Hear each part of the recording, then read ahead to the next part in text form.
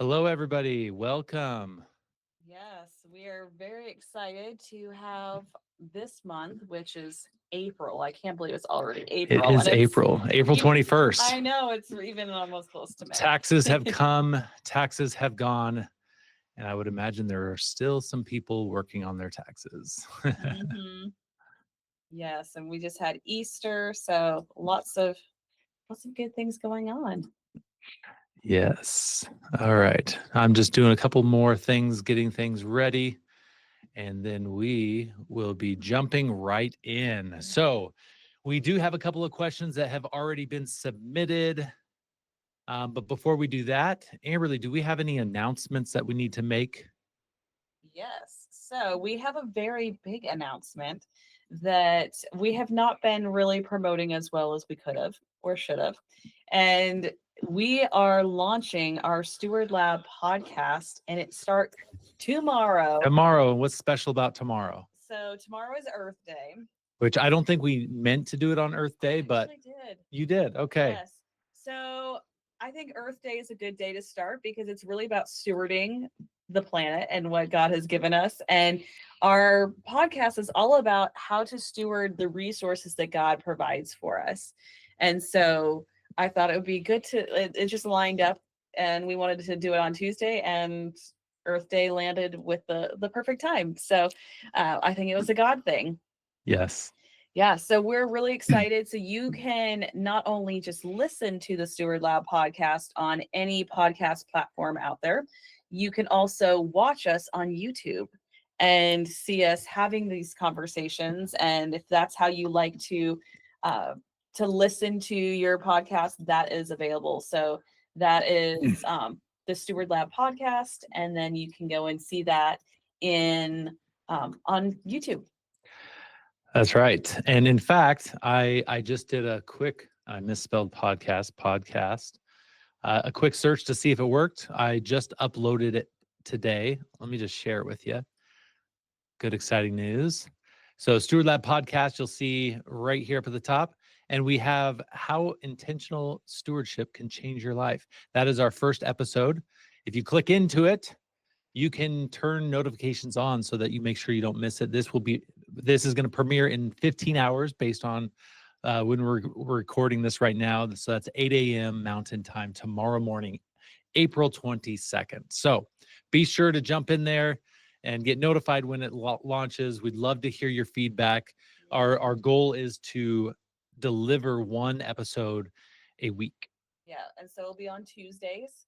So stay tuned to hear all that we have to say on Tuesdays. Yeah. Okay. All right. Well, let's get into it. We have two questions.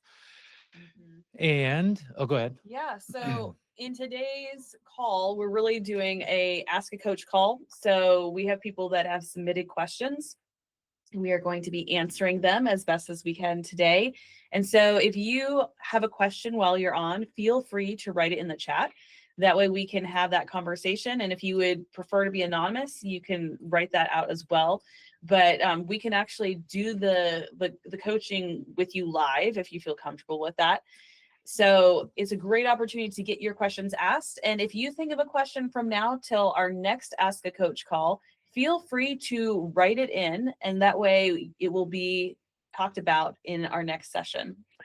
Yeah. And okay, so let's jump into the first question. The first question, so the individual that posted this is not on the call right now, but we will do our best to answer it. He's got two questions. And the first question, Amberlee, why don't you read that? So this person is a business owner, and they asked this question: what can I do with the money I have in my profit first profit bucket? Okay, I think there might need to be some education on what Profit First is before we dive into the question. So I do have, I'm going to pull this up and we're going to walk this through with you. Profit First is one of the methods we use when we're coaching business owners. And this is directly out of our one-on-one coaching program. And so this is a great example of a profit first scenario. Essentially, what we're looking at, imagine each of these boxes, even the blue one and the teal ones, as different bank accounts. So you've got, and this is something I want to reiterate as well. When it comes to business finances, it is so important to make sure you have your business and your personal separate. So have a personal a personal account for all of your personal spending, your saving, that kind of thing. Then have a business account specifically for your business. This is incredibly helpful. We just came out of tax season. I'm sure many of you are kicking yourself that have a business, or kicking yourself that you haven't split those up. Now is the best time to do it if you haven't already done it. Don't wait. No, yeah, that's absolutely true. And I think even to just go another step back, this Profit First is actually based off of a book.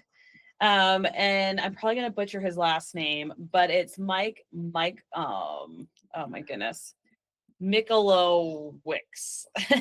I will share this. Yeah, so that way you can see Okay. why I'm struggling with the pronunciation. This is what the book looks like.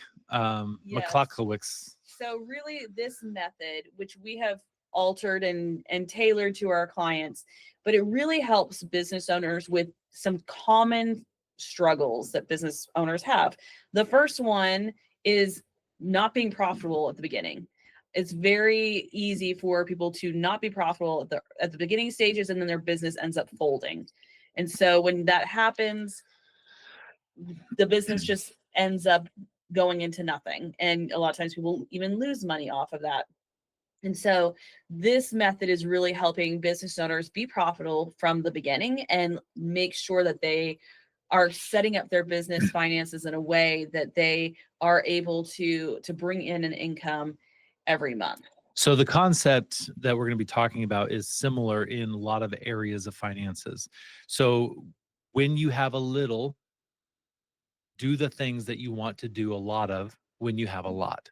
So for example, if you want to be a profitable business, you need to make sure you're starting your business out as a profitable business. When you want to be generous, let's say you want to be generous, and your thought process is, when I have more money, I will become generous. It doesn't work that way. You have to lift the weights when they're small. When your muscles are small, you have to lift small weights. As your muscles grow, you can lift larger weights. And that's the same thing with the concept of saving. That's the same concept of being generous and being profitable. Too many times businesses will not set themselves up to be profitable year one, day one, and it'll take 4 or 5, sometimes longer years before they become profitable. And that, I mean, I don't have the stats right in front of me, but it is astounding. It is incredibly high, the number of businesses that take multiple years before they're profitable. Another thing that a lot of business owners struggle with is, come tax time, owing money and not having anything to be able to pay what they owe the IRS.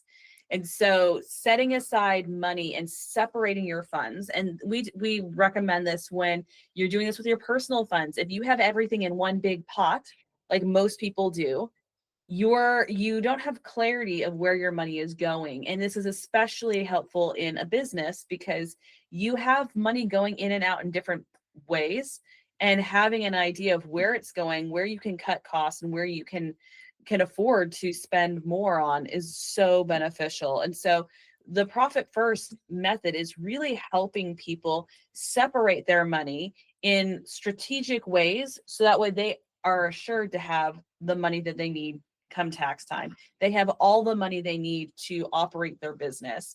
They're able to get paid on a consistent basis. So it's just really helpful to separate the finances in personal and in business. So take that one step further. Taxes are not the only thing that people have a hard time paying out. They also, so many of our clients that we've worked with that have small businesses, small to medium-sized businesses, don't pay themselves. And so setting up a system to where you can make sure you're profitable, you can make sure you pay yourself, you can make sure that you pay the government, and that you have enough money to operate the business is so important. And so that's really where we come in to this Profit First method. So let me kind of walk you through, before we get back into the question, what this looks like. So the Profit First example, imagine each and every one of these boxes is a bank account, a separate bank account, all in one bank a business bank, a business banking account. So we've done this a couple of different ways. We've done this in our local credit union. Now we use a different service called RelayFi that automates a lot of this for us. And I'll put a link in the description if you guys want to do that. If you decide to use RelayFi, we do get a little kickback, but it's a free bank. I mean, it's incredible. And because we get a kickback, we will help you set it up like that. We can say that that's the payment for us to help you set it up. We'll set up a 20-30-minute call with you and walk you through getting it all set up. But here's what it is. You have one account that is just for your income. So imagine you get a check, you put it into the bank, it goes into this income account. You set up your Stripe account, which is what a lot of business owners will use when they take transactions online. That money will automatically be distributed or deposited into the income account. Our goal is to never spend money out of this income account. We just distribute based on percentages. So the recommended percentages for the profit first method is 5% goes into a profit account, 50% into an owner's pay, 15 into taxes, and 30 into OpEx. Now, this can be adjusted based on what type of business you have, also the size of your business. So this is more, I think, up till about 200, making 250,000 a year. Once it hits that, then some of these will shift. But each of these separate boxes are accounts of their own as well. So we've got typically set up as a savings account because you can get a little bit of interest. Is you have your profit account. That 5% is dropping in there. If you're just getting started out, you may want to start with maybe 1%, but get to 5% as fast as possible. Most businesses can shave 1% off of their expenses, operating expenses, so that they can be profitable. So if you're already been a couple of years into a business, make a profit account. Every time you get paid, take 1% of that and put it in the profit. Now, the profit and the tax are dealt with a little bit different than the owner's pay and the OpEx. The profit and the tax are set up to pay yourselves out of the profit once a quarter. And the taxes, you pay your quarterly taxes from that account once a quarter. So that money will grow for a few months, and then you'll take that money and distribute it. The owner's pay, let's say you got $10,000 coming into this month, then 5,000 being 50% would go into the owner's pay. Now, the owner's pay, that doesn't necessarily mean that you should pay yourself that $5,000. If you're having more than that coming in, then great. The way that Amberlee and I do this is we set a set salary for ourselves. And when there's more in there than our salary, we leave it in there. And this has been so incredible for us as a business owner, because this is basically our dashboard. We don't have to do any tracking. We just look and we see how much money do we have in our owner's comp and how much should we pay ourselves. That was the hardest thing for us to know. How much should we pay ourselves on a regular basis? Mm-hmm. And so with that owner's pay bucket, that account, we've made it to where once it hits 3 months worth of owner's pay, we give ourselves a raise. Yeah. And the goal for that is that it actually becomes like a business emergency fund. So let's say something dried up in our business and we went a month or 2 months or even 3 months of not having income coming in, we could still pay ourselves. So we have our own emergency fund for our personal, but this is like a backup emergency fund for our business. And it's been just really reassuring. It takes the pressure off, and it helps us to recognize that we have enough money. And it also helps us give ourselves a raise when we might have not even given ourselves one. Right.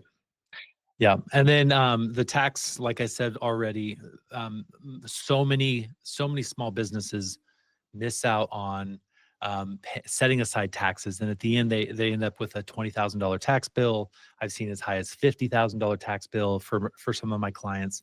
And if we just take 15% and put that aside, even if it doesn't cover it all, it's going to cover more than most people set aside. Yeah. And it's really important. The last bucket is the OpEx.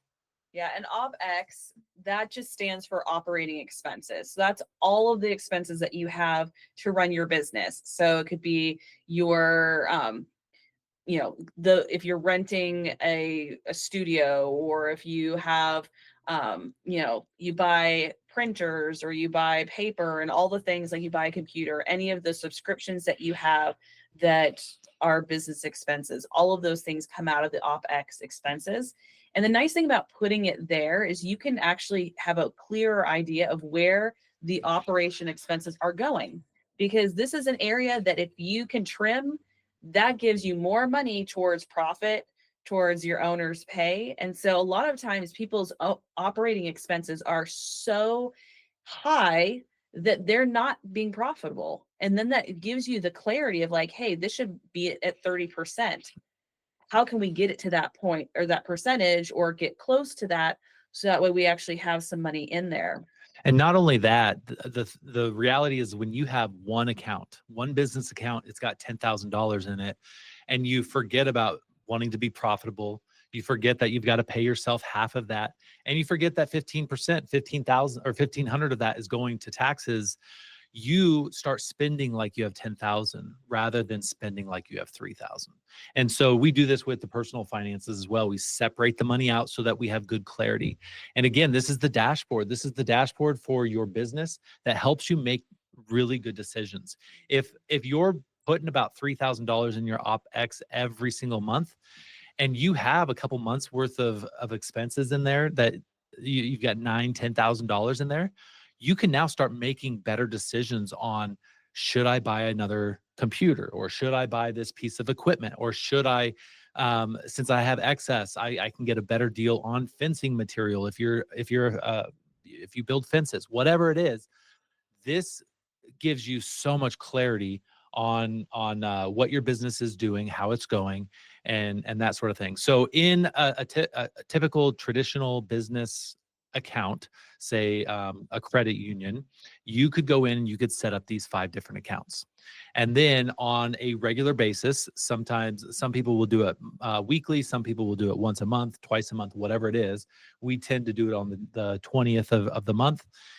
Go in and distribute based on the percentages. You can pull up, I created a little easy spreadsheet. I put in the amount, the total income, and a calculator on a spreadsheet, and it automatically tells me how much to put it in. It takes 5-10 minutes max to do that. However, even that 5-10 minutes max, it can be something that just constantly is like in your mind, I've got to get this done. I've got to think, I keep thinking about it. I got to do this. It's taking me away from that. That's why we've decided, we're huge fans of automating good financial behavior. We ended up using RelayFi because they're the only bank that we have found. I'm sure there's another one out there somewhere, but it is built on the principles of profit first, and you can set up an automation based on percentage. Most other banks, you can do automations based on amounts, dollar amounts, but not percentages. And so that's why we have been using RelayFi. We say on the 20th, actually, I think we're doing it more often now. When we first were doing it, every week, we have some clients doing it every Wednesday. All of the money distributes, and then they don't even have to think about it. They just pop in there, and any moment's notice, they can see how they're doing in their operations expenses based on everything being spread out. So I hope that kind of gives you an idea. One thing I did forget to mention is the OpEx is the only account that has a debit card attached to it. So we don't want to be spending money out of the taxes. We want to transfer that so that we can pay our taxes once a quarter. Owner's pay, we pay ourselves out of that. It's a direct deposit into our bank account, and that's what we live our life off of. And then the profit, that's a quarterly thing. And the question that we had here was based on what to do with the profit. And so let me stop sharing this, and let's go back and read. And you guys can follow along with us if you're inside of the Steward Lab meeting agenda. So the question was, what can I do with the money I have in my profit first profit bucket? So again, that was the one that we had 5% in. Some people will start with 1%. And then the option 1. So move my money from the profit account to operating expenses to purchase a new item for my business. Option 2, move money from my profit account to owner's comp to purchase something new for my personal life. So Amberlee, what is the purpose of profit when it comes to this method and the business owner. Yeah. So profit is the big deal. Like, that's why it's called profit first. And so when you have profit, the goal is to actually enjoy it. And even if that's just taking a small portion of it to go and do something fun, because the reality is, and that's one of the things that we do when we're coaching people, is that it's important to celebrate your financial wins. When your business is profitable, it's worth celebrating. Mm-hmm. And so it's important when you are doing this on, 4 times a year, it's like a bonus, but you to actually enjoy it. And like the thing we recommend is, if you have personal debt or even business debt, you can take a portion of that profit, pay that debt down, but save some of it, set it aside so you can actually do something fun. Maybe you're going to go out and get ice cream. Maybe you're going, it depends on what it is, like, and where you're, like, what your situation looks like. But actually celebrating your business will help your business grow. Celebrate the fact that you have a profitable business. Too many people get into business thinking that they're going to have all this freedom, time freedom, money freedom, and that sort of thing. And they get bogged down with life. They get bogged down with their business. And what they don't do is celebrate the benefit of having your own business. And so that is what's important about this. Like Amberlee said, if you have debt, take a good portion of that, let's say 90-95% of whatever that profit distribution is, and chunk it and throw it at that debt. Or maybe you're saving up for a down payment on a house. Save that up, throw it at it, but take 5 to 10% and just enjoy it. Enjoy the fruits of your labor. So with that in mind, some of the options that we have is, one, move the money from the account to buy something for the business. Now, the profit, in our opinion, some people would differ. The profit is not to buy things in the business. The profit is to enjoy, to move your financial goals forward and enjoy the fruits of your labor. And so I would probably say, no, we probably shouldn't use that to purchase a new item. And I also think if there's a operation expense, you don't have enough in that, to me, that shows that there needs to be some changes in your percentages. Like, the percentages that we showed is just a general guideline. Our percentages look different, and that's okay. We have adapted and changed things. Like, we have a tithe from our business. So we have a whole nother account that we're doing, and we're tithing off of our business. So, like, there's freedom in this. So you don't have to follow it 100%, but you can alter things to really line up with what you value. Yeah. So just to give it a little more clarity on that, instead of having the 5 accounts, we have a 6th account that is our tithe account. And so we do a 10% tithe on all the income, and then we break up all of the remaining in the percentages that we've decided in our business. Yes. So I was, if I was this person, I would really look into the operation expenses and see how can you eliminate some of the things so that way you can make room to buy this without having to touch your profit, or how can you increase your operation expenses so you can actually afford the things that you need for your business. Right. And I know this particular person is just starting out in the profit first method. And so there are some caveats to just starting out. You don't have that excess multiple months beforehand feeding into your OpEx. And so just know that there may be a little bit of adjusting at the beginning, but we want to get to the place where we're not touching and moving money back and forth between the accounts other than what the purpose is for. And so if there's something that's needing to be purchased out of the business, that there's not enough in the OpEx, what we need to do is maybe go lean a little bit before we can expand. And so if you're at a 5% profit right now, maybe we bring it down to 2.5% and put the rest into OpEx until we've gotten that built up, or maybe even go down to a 1%. And so just because those guidelines are there for the percentages, that doesn't mean you have to stick to that at the beginning, and you can always adjust down the road. Yeah. So option 2. So option 2 is move money from my profit account to owner's comp to purchase something new for my personal life. Yeah. So again, we don't want to be doing this outside of the quarterly distribution. And the reason that it's set up this way is if you are taking a profit distribution, if you're taking money from the business out of the profit account on a monthly basis, it no longer feels like a reward. It feels like a paycheck. And you begin to assume that you're just going to get that. Now, the other swing is if you only do this once a year and put it out, maybe a Christmas bonus for yourself. They have done studies that show that it's not enough shots in the arm. You don't get enough hit from this doing it once a year to motivate you to become a more profitable business. That's where doing this on a quarterly basis is so important. You get to watch this grow. And every 3 months you look at it and you see this big chunk of money coming into your personal finances. And so I believe, let's see, this question I think was asked April 9th. So this was at the beginning. April 15th is one of the quarterly times that you distribute. So it may be that March 31st. Oh, sorry, March 31st. Yeah, March 31st. And so it may be that there was some in there and he's deciding what to do with that profit distribution. If that's the case, what we typically do, and depending on how you set this up as a business account for yourself, if it's a savings account, you may have to transfer that money into your owner's comp and then send it to yourself as a payment.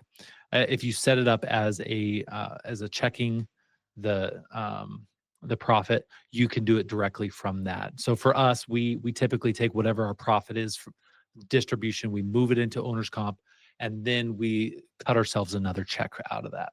And so that's how I would recommend doing it, only on the quarterly basis, only when you're supposed to.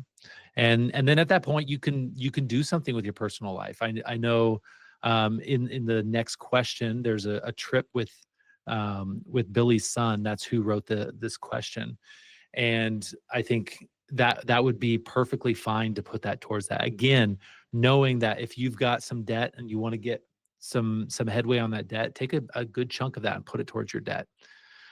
And so that kind of wraps it up for the Relay Fi. Again, I want to offer, it would probably be a one-on-one session with me because Amberlee doesn't know she's not as techie as me. I am not. That's not to say that it's overly complicated. I just really love this stuff. I enjoy it. And so even as financial coaches, we have some things that we're better at than the other. Mm-hmm. And so if you are wanting to implement Profit First and use Relay Fi, let me know. I've got a link. That link will attach you to my account, and I'm happy to help you get that set up.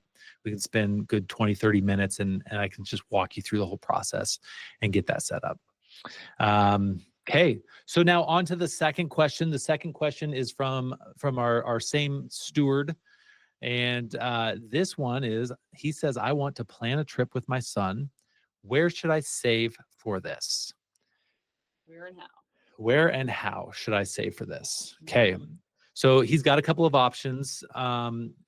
This particular user is using Cube Money. That's another one of the online banks that we use personally, and a lot of our clients do. And so we'll kind of answer this question both if you have your own bank account, your own bank, or if you're using Cube Money.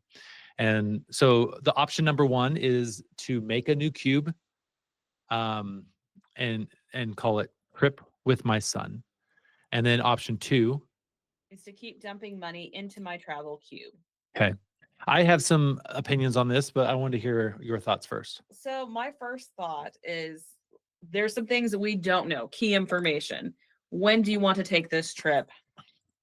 How much do you think it's going to cost? One of the things that we really like to do is to create sinking funds or saving buckets for specific savings needs. Because like we said earlier, is most people have this one pot way of spending money and having just no clarity of where their money is actually going. But if you can set money aside for something particular, it makes it so much easier to save for it, and also makes it really easy to know this is how much money we have.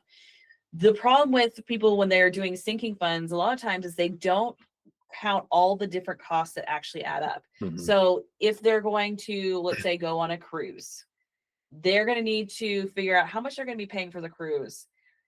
What about all of the different adventures they're going to be taking outside, like during the times that you're on shore? What about tipping all the different people? Like there's so many things. How are you going to fly there? Are you going to drive there? What about the hotel costs? What about the food before you go to there? Are you going to buy any souvenirs? Like there's so many added costs. And so it's important to take a step back and recognize, okay, what are we wanting to do?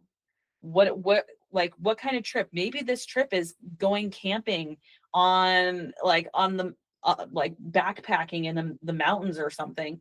That's going to cost a very different amount versus a cruise. And so really getting clarity of what this trip looks like and what trip is something in their budget that they can actually afford, because spending time with your son can be amazing in a lot of different places. Mhm. And so I think a lot of times we think that it has to be in one particular place. Like if I spend more money, I'm going to have a better time with my child. But the reality is it's all about that quality time. So if you're making memories, it could be on a cruise ship, it could be backpacking with your kid. It really could be anywhere. Yeah, but I imagine in this particular case, he has a specific destination that him and his son are going to. And so in that case, counting the costs, even thinking about what costs are going to be incurred because you're going to be away. Let's say you have a pet, you're going to have to be able to get somebody to watch that and pay them. And so taking into account all the different costs, listing them out, and figuring out how much is this going to cost. Yeah, so that's really the key starting point. And then when is it going to be? Mhm. And then taking the number of months it's going to be, and you do a little bit of simple math, and you figure out how much a month do you have to start saving and putting aside for this particular travel Yeah. trip. So maybe like, let's just make up numbers. Maybe he wants to go on this trip in 4 months from now, and the trip is going to be $1,000. And so that would be $250 a month that he could put aside so that way he can pay for it. And, I think it's just really, I think one thing to just talk about is it's amazing to actually start paying for your vacations before you're on vacation. Yeah. Because so many people go on vacation and then they spend months, even years, paying those vacations off. When you go and experience a vacation that you have already paid for and you have the money, you're not going in debt for it, there's a new level of freedom and enjoyment. And so I just want to, commend you of like, that's so good that you're thinking ahead. And the more that you start getting intentional with the resources God's given you, the more you're starting to plan and think ahead. Like we've been reading the story of Joseph and Genesis with our kids, and just how much planning ahead, God revealed through dreams that you're going to have 7 years of plenty and then 7 years of famine. There was a lot of intentionality. 20% of all of the food that was grown in those first 7 years was set aside for those lean years. And that was planning ahead. Like we are meant to prepare for the future. And so I just think this is great that he's actually preparing, wanting to spend time with his son. That's wonderful. And so, with his questions, it's like, should I make a new cube? Which, why don't you share what Yeah. So most people, they would have no idea what that actually means. So Cube Money is a system. It's similar to the cash envelope system, only it's digital. So you can create various cubes and you can put actual money into those cubes, and then you can spend from those cubes. So in this case, those of you that are using Cube Money, you know about goal cubes. So goal cubes you can create. There's 3 different types of cubes. There's bill cubes, spending cubes, and goal cubes. The goal cubes you can actually put in there. Let's say it was that $1,000. You can put $1,000 is your goal. You can set the date that you have to have the money by, and it'll have a little tracker for you as you're going along. As you put money into that will adjust. And then when you get to the place that you're going to go spend, then you can enable that goal cube, and now you can spend on that one debit card that you have out of that goal cube the whole trip. You can even turn that on indefinitely and just not think about. You just know you have $1,000 to spend while you're there. So that would be the cube. Yes, I would say creating a new cube specifically for this. Name it Trip with Son or whatever it is, so you know exactly when you look at that cube, you know what it's for exactly. For those of you that are thinking, oh, I'd love to do this, but I don't have cube and I don't really want to set up a new system. Inside your bank account, a lot of banks, especially credit unions, will allow you to open as many savings accounts as you would like. And so what we would recommend is you open up a savings account.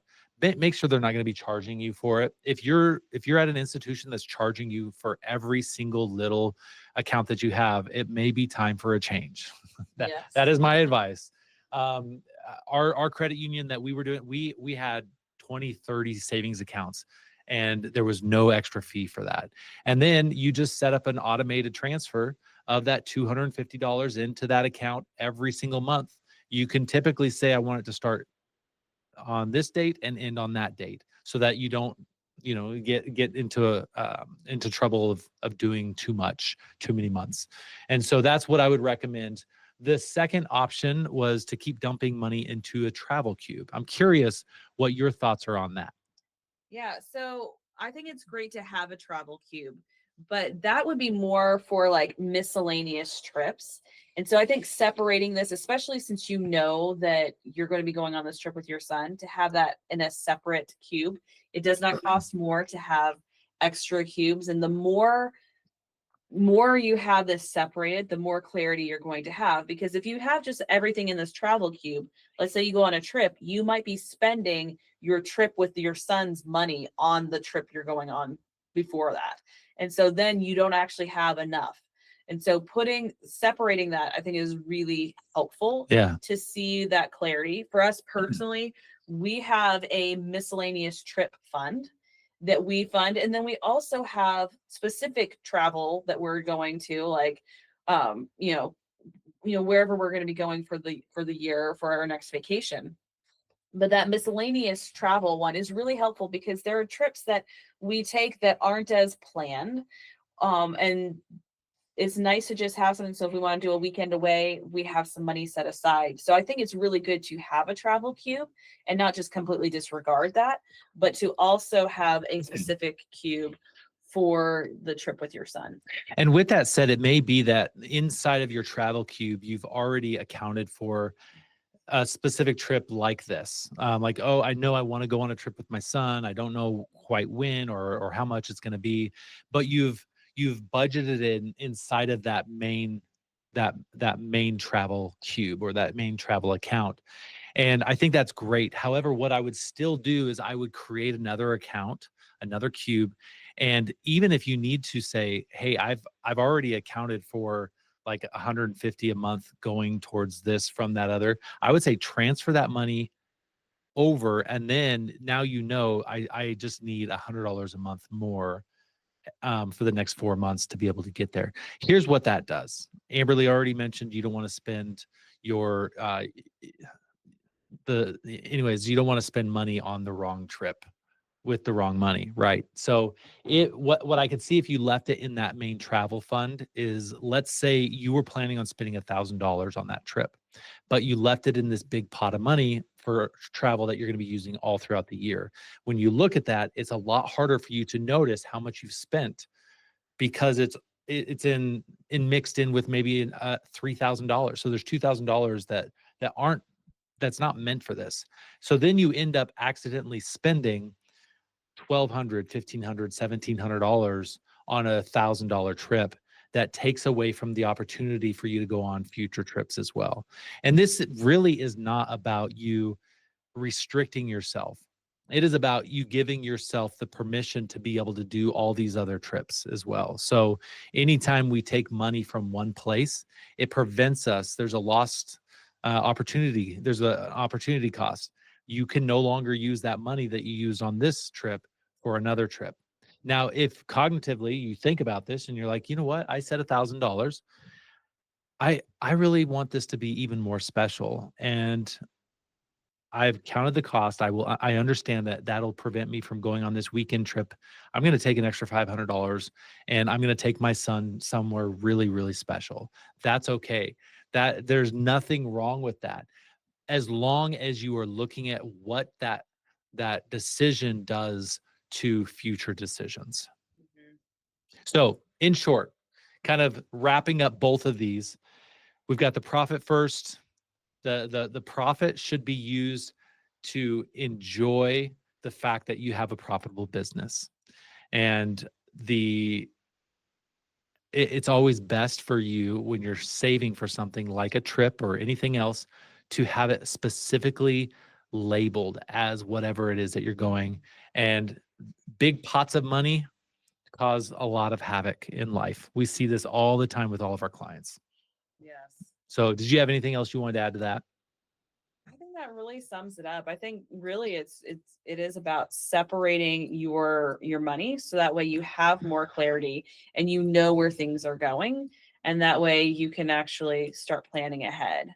And I think if you start taking those sinking funds beyond just travel, like doing sinking funds for all kinds of different things like car repairs, home maintenance projects, Children. yes, yeah, like especially when there's soccer season, like our kids are in soccer right now, and there's summer camps and all kinds of different things that add up, and they're bigger amounts that come, not all the time. That's a great place to put money aside each month, so that way you are able to afford the things that come up. And so, using some of those techniques will really be beneficial. And we just see so much progress with our clients when they start really paying attention and labeling where their money is going and giving it a name. Right. Yeah. So those of you that are on, if you have any other questions, feel free to unmute or answer or ask a question in the chat. We'll stay around for just a couple more minutes. If we don't see anybody, then we'll wrap up. But as a reminder, we are launching our podcast tomorrow. And so check all the places, Spotify, Apple, Google, all the places, search for Steward Lab podcast. And we'd love for it if our community would support us in listening, rating, and reviewing, and get the algorithm going to where we get more and more listeners. We love helping people. We love the fact that we get to do this for a living. It's so incredible. The other thing, a couple things we mentioned inside of here, we mentioned RelayFi. If you go to stewardlab.com/relay, RELAY, stewardlab.com/relay, that will take you to the link to be able to sign up.